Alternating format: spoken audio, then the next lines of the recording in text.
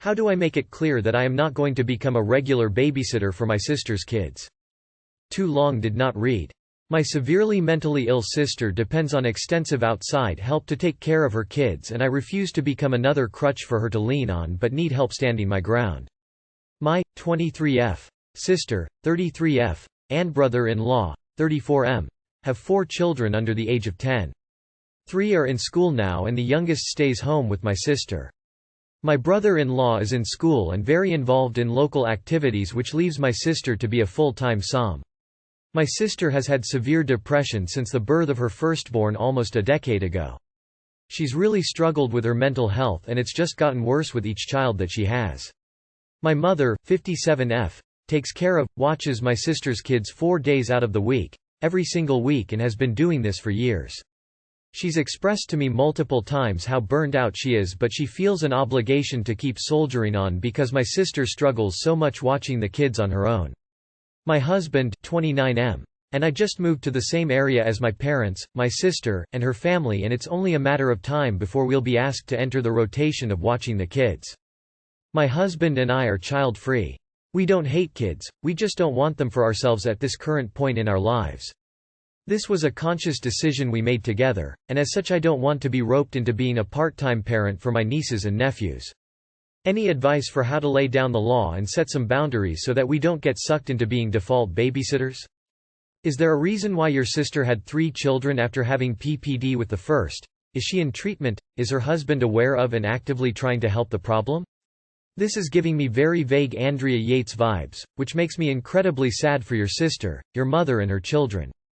Sis, I love you but I am not going to become a regular babysitter for your kids. Mom, I love sis but I am not going to become a regular babysitter for her kids. Bill, sort your motherfucking priorities out. Be less involved in local activities, and look after your own damn kids. And look after your wife better. And get a fucking vasectomy for fuck's sake, you irresponsible muppet. Hubby, I'm starting to think we need to move back out of this area and far, far away. Don't babysit ever, otherwise it will be expected. Just say no. Saves time. They are not going to be happy about any excuse you give, so be blunt, don't be mean. Just no point in wasting everyone's time with hemming and hawing. I assume your sister is in therapy and Bill can take care of his own instead of local activities. 2 things. In regards to babysitting, you need to say no every time. Simple in theory but will probably be met with backlash in practice. Maintain firm boundaries. 2nd.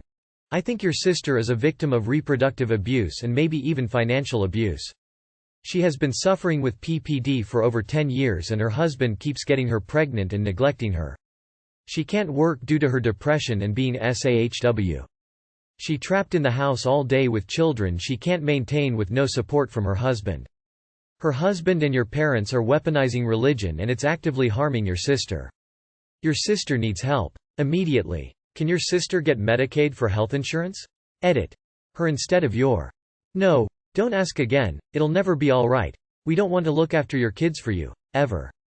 My sister tried to leave her son with me after I'd made it clear that I wasn't a babysitter. She dropped him off at my house one morning and he, 5 male, knocked on the door.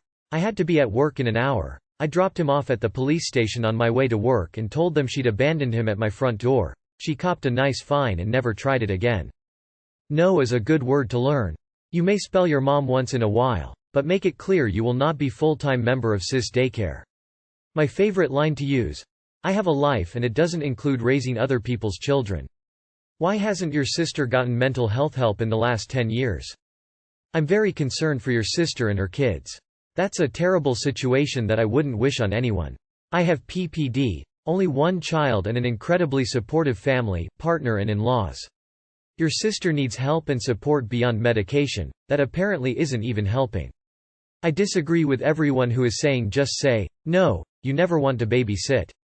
Unless that is true, you can actually help and stand your ground that it can't be expected and won't be a regular thing as you have your own life and are child-free.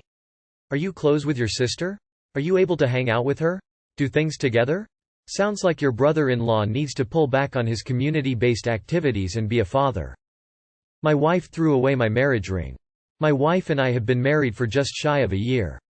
Yesterday we got into an argument over something stupid. It was late and we were both tired.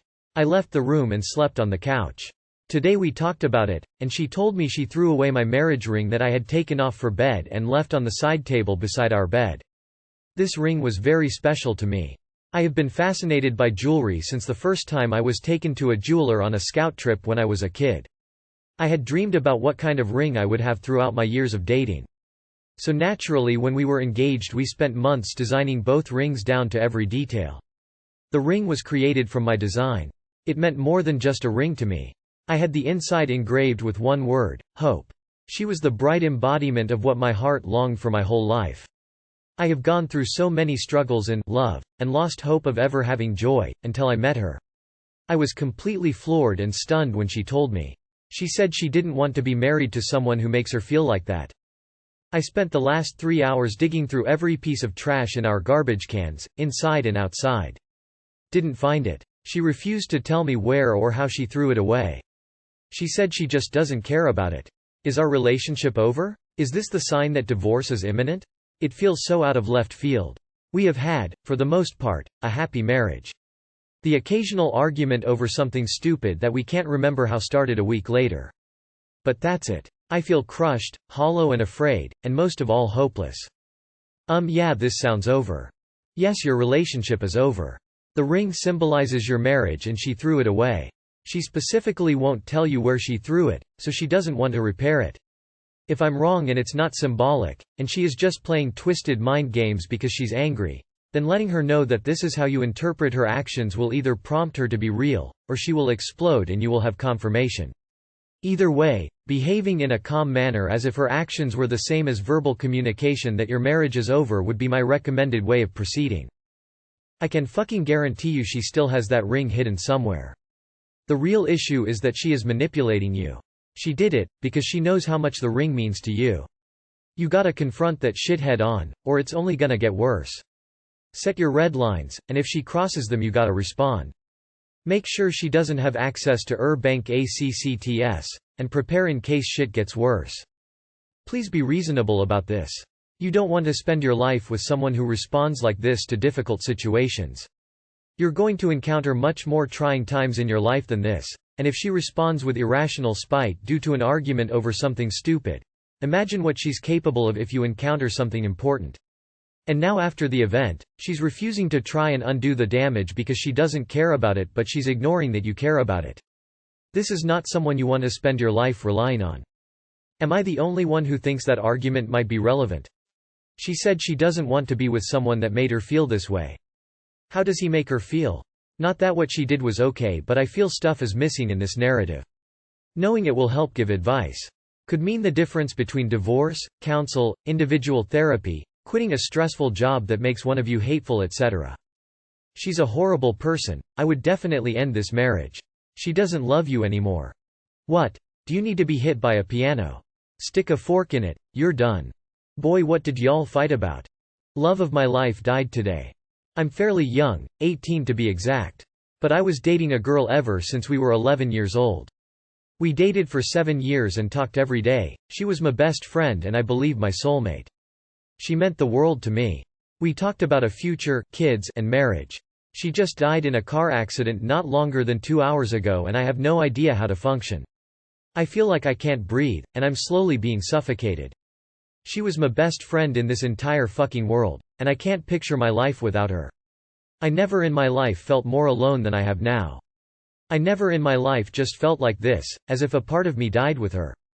Anyone that has lost the love of their life or broken up with who they thought was the love of their life, please give me advice because I don't know what to do. I've been staring at my phone and blanked out. She's the only person I want to talk to right now, but she's not here. I feel destroyed and my heart aches. So I hope anyone or someone replies because I never felt more alone in my life. Edit. I can't sleep, have 12-hour shift tomorrow. Man, life is so cruel, I just want a hug so bad right now. Thank you to everyone who replied, I love you all so much. I'm sorry if I didn't reply to everyone, I'm gonna try my best. School, work, working out are the last things I want to do. I just want to watch TV shows and lay in bed all day, but I have a life to live. I hope one day I'll be happy again and wish everyone here the best as well. I don't mean this flippantly, but you should allow yourself to feel the pain for a little while and just ugly cry. By yourself or with a family member or friend. It's natural. I'm really sorry for you. I'm sorry for your loss. My heart is with all those who loved her. People hugging. I just want to hug you. I'm so sorry to see this news. There are now words. The only thing I can say is that she left this world having your love. Not some other man, but you. You helped make her life richer in so many ways, and she was so very lucky to have you. Nothing will take the pain away, and it's going to get worse before it gets better. Just please think of the good times and take as much time as you need to get through this. She left this world a happy girl. And a big part of that is because of you. It's tough, everyone heals at a different rate. I've had 2 deaths in my family and a breakup in the span of 2 years. All I can say is it takes time to heal from stuff like this. Stay strong, it does slowly get better with time. Please, if you need someone to talk to, message me and we can talk. I know exactly how you feel, I've been through it.